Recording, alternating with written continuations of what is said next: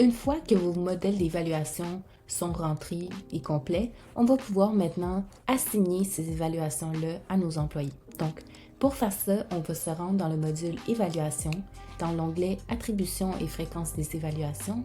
Puis ici, dans un premier temps, je vais vous faire un exemple. On va planifier une évaluation pour Antoine Vézina.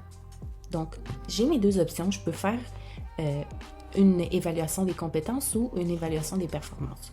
Je vais vous montrer, c'est la même mécanique, je vais vous montrer pour les compétences. Alors, dans un premier temps, c'est ici où je vais sélectionner mon fameux modèle. Antoine, c'est un employé, donc je vais lui assigner le modèle de l'évaluation globale des employés. Je vais faire utiliser ce modèle. Et puis, ici, dans la première section, naturellement, ça vient déjà se remplir avec l'introduction qu'on a rentrée dans le modèle. Dans la deuxième section, c'est ici où je vais définir qui seront les personnes qui vont effectuer cette évaluation. Donc, je vais choisir le supérieur à Antoine, qui est Jade. Dans collègue direct, je vais prendre Antoine lui-même parce que je veux qu'il s'auto-évalue. Et puis, je vais m'en tenir à ça. Mais j'ai aussi la possibilité d'ajouter d'autres employés, d'autres collègues qui pourraient l'évaluer ou d'autres supérieurs s'il y en a plusieurs. Alors voilà. Ici en bas, on a deux options. La première, ajouter à la note moyenne. Ça, ce que ça veut dire en fait, c'est est-ce qu'on veut que l'évaluation de ces deux personnes-là s'ajoute à la note finale. Donc, ce que je veux dire, dans ce cas, par exemple, je mettrais peut-être la note que Antoine va s'attribuer à non. Je ne voudrais pas qu'elle s'ajoute à la note moyenne finale. En fait, peut-être qu'on voudrait juste savoir qu'est-ce que Antoine pense de ses compétences. Je pourrais voir, par exemple, qu'il s'est attribué des 4 sur 5, mais ça ne viendrait pas influencer la note finale. Donc, je mettrais ça à non, puis on garderait peut-être juste les notes que donne le supérieur.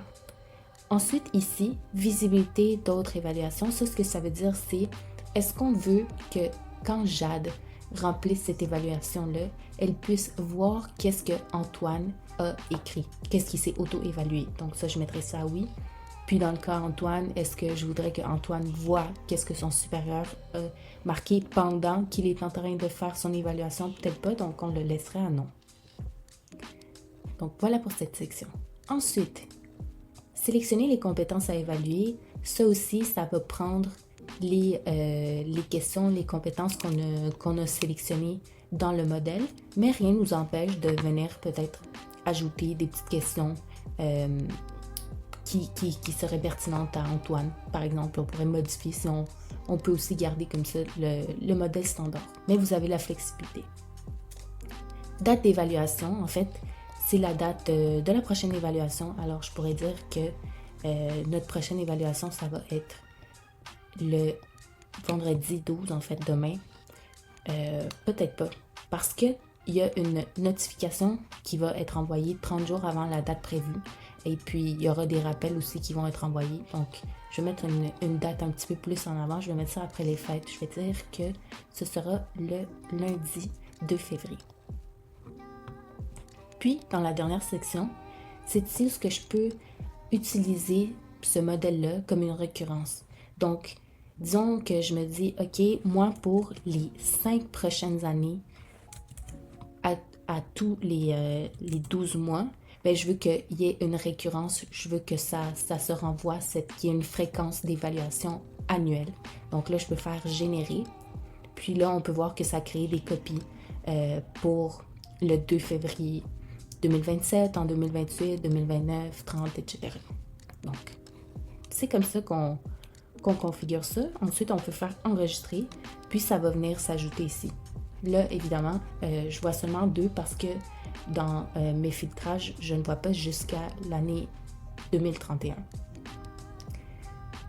Vous pouvez toujours revenir ici pour faire modifier. Par exemple, si l'année prochaine ou si en 2027, vous voulez modifier parce que vous voulez changer un évaluateur ou une question ou quoi que ce soit, vous pouvez toujours revenir pour modifier ça. Disons, je voudrais ajouter Charles. Voilà. Et puis, je mettrai ici, ah oui, enregistrer. Donc là, pour 2027, je peux faire cette modification-là. Alors, c'est comme ça que s'affichent les évaluations une fois qu'elles sont attribuées. Je vais vous montrer d'autres exemples. Par exemple, Jade ici, elle, on voit qu'elle a des évaluations qui ont été terminées, donc on peut voir le statut. On peut aussi voir, par exemple, il y en avait je pense que c'est Laurie. Non, excusez-moi, je veux pas vous mélanger. Oui, voilà. Gabriel, lui, par exemple, je peux voir que lui, il y a un statut qui est en retard. D'ailleurs, dans mon menu ici de base, je peux filtrer mon affichage et je peux aussi faire des assignations multiples. Donc, je peux sélectionner des employés. Disons que je prendrais tout mon groupe d'équipe communication marketing. Et puis, à tout ce groupe-là, je pourrais faire une évaluation des employés, peu importe, choisir l'évaluateur, dire que ce serait son supérieur hiérarchique. Est-ce que je veux que l'employé s'auto-évalue, participe à l'évaluation, ajouter à la note moyenne? Est-ce que je veux qu'il puisse voir qu'est-ce que les autres ont répondu en même temps qu'ils font leur évaluation? C'est vraiment la même mécanique qu'on a vue tantôt. Pareil, les compétences à évaluer, ça, naturellement, quand tu sélectionnes ton modèle, ça vient déjà se pré-remplir. On peut mettre une date, puis créer une récurrence. Donc ça serait la façon de l'attribuer à tout un groupe en même temps.